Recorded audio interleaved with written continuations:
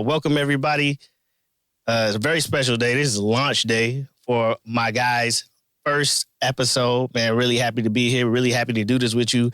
Welcome everybody to Sweat Equity with my guy, Abebe Lewis. Definitely. This ain't my first podcast. This is like, we're just going in a new direction with the sweat equity concept. And to me, sweat equity is like a word that people don't really use a lot, but I like it, because I always look at it from the perspective of like, when you own a business, it's money, but it's also sweat equity put in there, Oh, 1,000%. Building a house or starting a company or, it's so many different aspects to that word. 1,000%. When people jumping into a business, you may want to bring some people in with you, maybe some founders, and maybe they ain't got the money to put up, but they can put up sweat equity. Sweat equity, yes, because it's worth a lot to me because maybe somebody I even know may have a in on something that may be worth more than money to me. Yeah, I can pay my things, I could do this, I can have my company, but he has something that is just very valuable, that he brings to the table. And it's not a monetary money thing, but it makes money. How do you navigate somebody who may have the capital to come in versus somebody who don't, but they have the sweat equity? Like, how do you navigate the dynamics of the difference in value?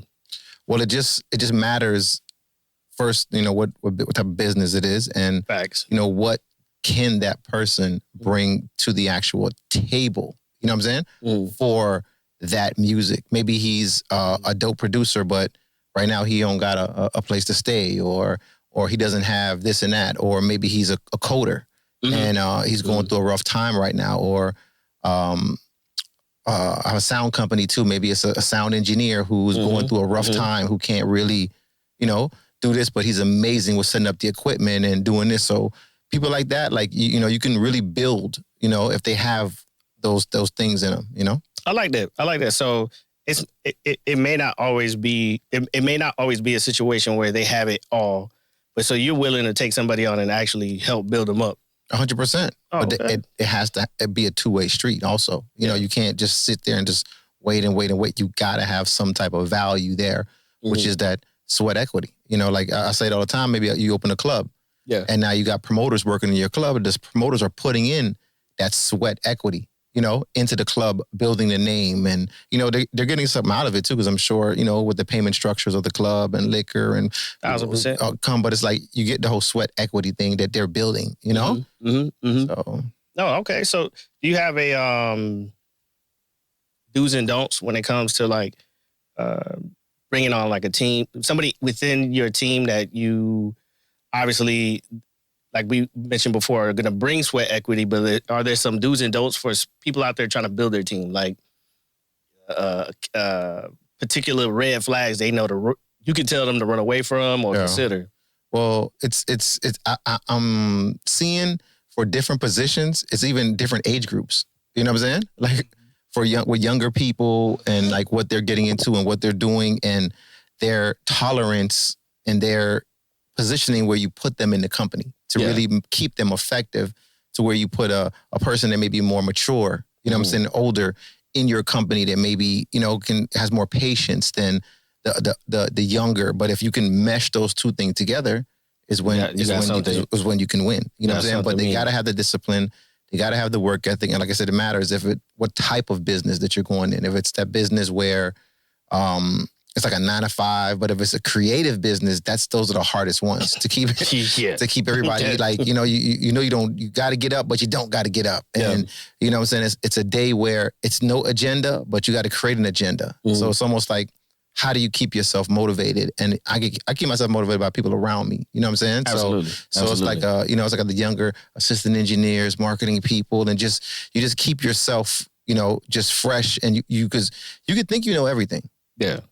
But that's usually when you effing up, when you think you know everything. You think you know everything. So, What I noticed about you in terms of like, as I've seen you go through various, proteges, proteges, you know what I would say? And what I got to experience working with you as well is that you always introduce a sense of, there's so many creatives Yeah. We're not a lack of creatives, but you actually introduce like concepts like corporate concepts that I think that creatives like absolutely lack. And understanding those concepts and like, so where did that come from? And when, like, how did you know, like, oh, if I just simply teach you about customer service, pulling up on time, those soft skills, probably. It's just I would say measuring both worlds. The world of, let's say, because I've been in the music business my whole life, and marketing and stuff like that. It's measuring the streets to the corporate world. So if you're able to like balance those two things, you're gonna win. And luckily I talk about it a lot. Growing up in Miami, oh my gosh, right? It's like a jump. It's like I see everything. We beat everybody to the punch in the sense of culture, in the sense of understanding. Because culture is, like, as people will say, currency. You know what I'm saying? Because culture is money. You know what I'm saying? With different areas, you can make a lot of money with different things. And we're lucky here in Miami to have so many different Latin, Jamaican, Trinidad. What Ball Greensy say? Everybody. No, I mean, Miami is for a down south. We the most southern you can go on the East Coast.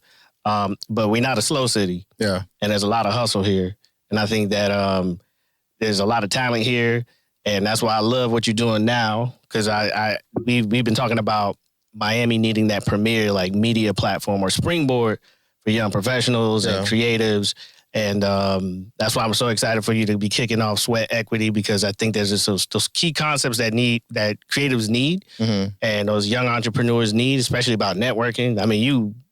You're my big bro. I don't want to put my age out there, but you move more than me. Yeah. Like you out and about like you're 20. Now, relationships is 100% the number, I would say, one thing in the business. You got to deliver, but people build on relationships and what you can actually deliver. But it's keep your face clean out here. In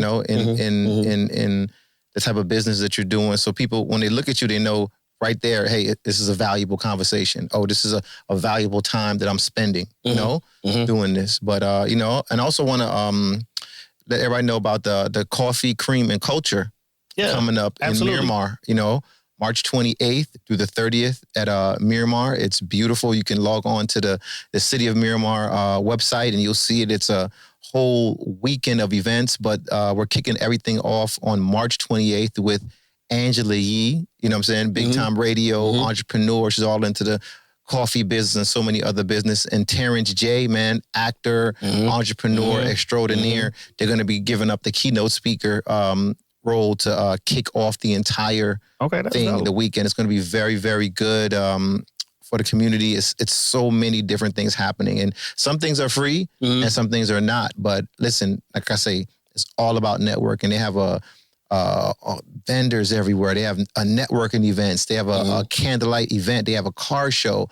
But everything kicks off March 28th at 9 a.m. at the Miramar Cultural Center. We'll be doing Terrence J and Angela Yee will be there doing the kickoff, the speech to fire the chat.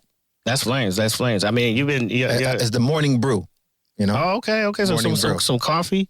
All right.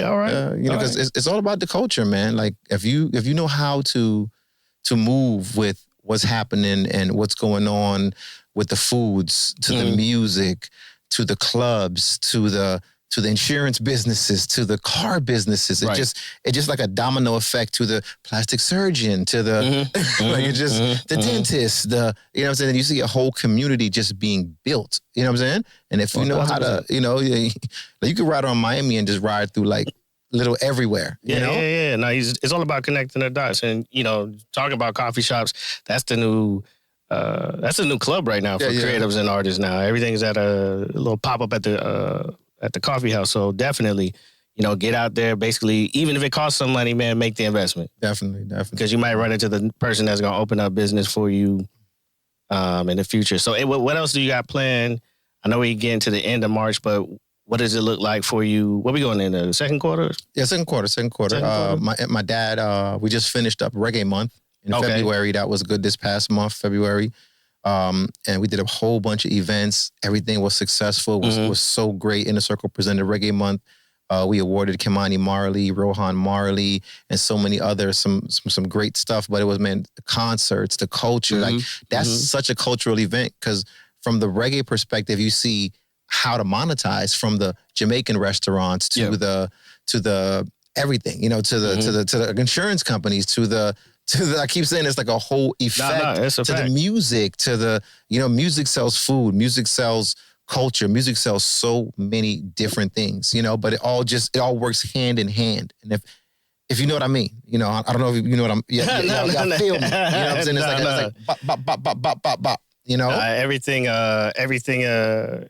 is relative to each other in some form of fashion, you know? I mean, a lot of times I introduce myself nowadays more so as a marketing and video producer, but every time I talk about me being a music producer, that's like the cool thing to them. I was like, oh yeah, I do that as well. So yeah, absolutely, that's it's universal. People love music, and what you did for Reggae Month, it was amazing. Yeah, y'all guys pulled it off. A lot of independent artists out there, man. A lot of keep pushing guys, keep doing y'all music. We're gonna be back next year. Let's make it bigger and better. Let's blow up some artists. Let's get a lot of people signed out of here, out of Florida, the Florida reggae scene. You know, Inner Circle, they've been around, man, forever legendary, and they're always giving back to the artists, because they want the culture, they want everything to grow. You know what I'm saying? Is there somebody currently in the reggae South Florida reggae scene that you think is doing it right, or